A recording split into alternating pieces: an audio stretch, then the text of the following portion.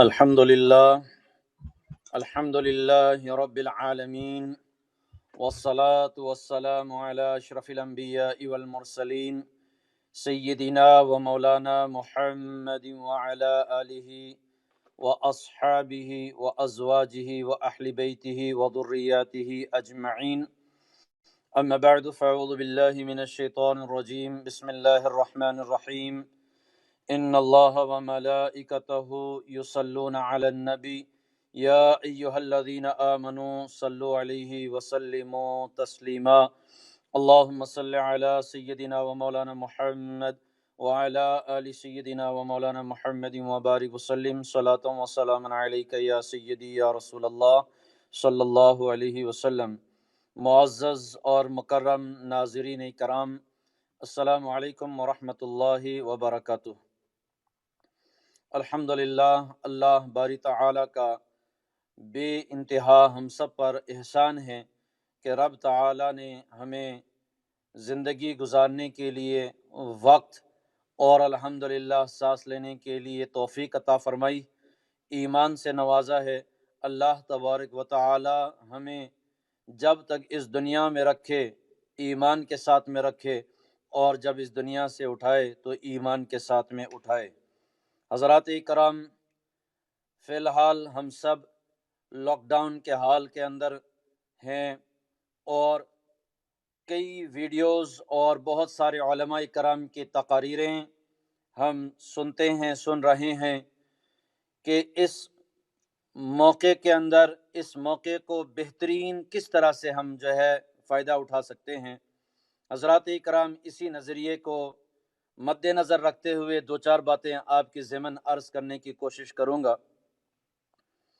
سب سے پہلے تو والدین ہونے کی حیثیت ہم جتنے بھی ماں باپ ہیں، ہماری سب سے بڑی ذمہ داری یہ ہے کہ ہم اپنے اولاد کو دین کی تربیت سے نوازیں، یعنی اپنے بچوں کو تعلیم یافتہ کریں، اپنے بچوں کو دنیا کے تعلیم سے بھی نوازیں اور دین کے تعلیم بھی ان کو نوازیں۔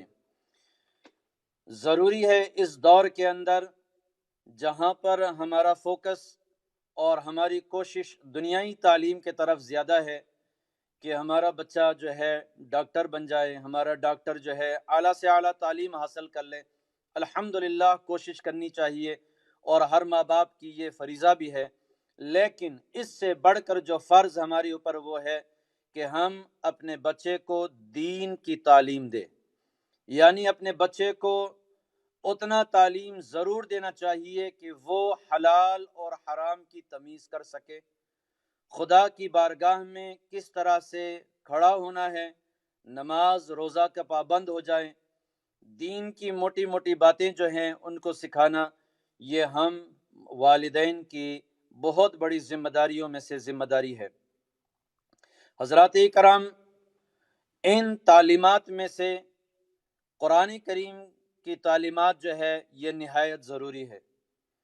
ہر بچے کو ماں باپ کو چاہیے کہ کم سے کم، اگر جو ماں باپ کو قرآن کریم پڑھنا نہیں آتا، کوشش کرے، ہر انسان کو سیکھنا چاہیے۔ ہم دنیا کی ساری کتابیں پڑھنے کی کوشش کرتے ہیں، تو کیوں نہ ہم خدا کی کلام خدا کا کلام پڑھنے کی کوشش کرتے ہیں۔ بہرحال جو بھی حالات ہے، صورتحال جو بھی ہے، لیکن کم سے کم ہم ماں باپ کو یہ چاہیے کہ اپنے بچوں کو قرآن کریم کی تعلیم ضرور دیں۔ اس وقت کے اندر جب کہ ہمارے بچے گھروں پر ہے اور ہمارے بچے کھیل کود کے اندر ہے، اس وقت کے اندر اپنے علماء کرام سے تعلقات قائم کریں، اور اپنے بچوں کو وایا موبائل، واٹس ایپ یا جس بھی طریقے سے ہو سکے اسکائپ کے ذریعے سے اپنے بچے کو قرآن کریم کی تعلیم ضرور دیں۔ حضرات کرام، حضرت عیسیٰ علیہ نبینا علیہ الصلاۃ والسلام کا واقعہ ہے۔ نبی کریم صلی اللہ علیہ وسلم نے فرمایا کہ حضرت عیسیٰ علیہ الصلاۃ والسلام ایک مرتبہ ایک قبرستان سے گزر رہے تھے۔ آپ نے دیکھا کہ ایک قبر ہے جس کے اندر بہت زیادہ عذاب ہو رہا ہے۔ میت عذاب قبر کے اندر وہ عذاب قبر کے اندر ہے۔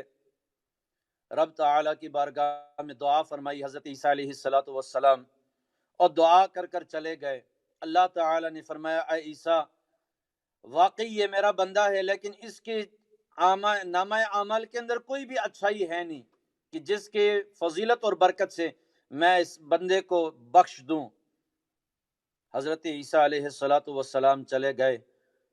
پھر جب واپسی ہوئی کچھ دنوں کے بعد، آپ دوبارہ اس قبرستان سے گزرے تو آپ نے دیکھا وہی قبرستان، وہی قبر جو عذاب کا ایک گھڑا بنا ہوا تھا، وہ جنت کا باغ بن چکا ہے۔ میت جو ہے وہ خوشحال ہے۔ رب کی بارگاہ میں آپ نے دعا فرمائی اور آپ نے حالات پوچھا۔ رب تعالی نے فرمایا اے عیسیٰ علیہ السلام، واقعی یہ بندہ بہت گناہگار تھا، لیکن جب یہ بندہ اس دنیا سے گیا تو ان کی بیوی جو ہے وہ حاملہ تھی، اور ان کی نصیحت اور وصیت یہ تھی کہ جب میرا بچہ یا بچی دنیا کے اندر تشریف لائے اور جب وہ سمجھنے کے قابل تھوڑا بہت ہو جائے تو اسے حضرت عیسیٰ علیہ السلام کی کتاب انجیل ضرور پڑھانا۔ اور آج وہ دن ہے کہ انہوں نے انجیل مقدس کو کھولا ہے، اور انہوں نے اس چھوٹے سے ننھے بچے نے آج مجھے رحمان اور رحیم کہہ کر پکارا ہے۔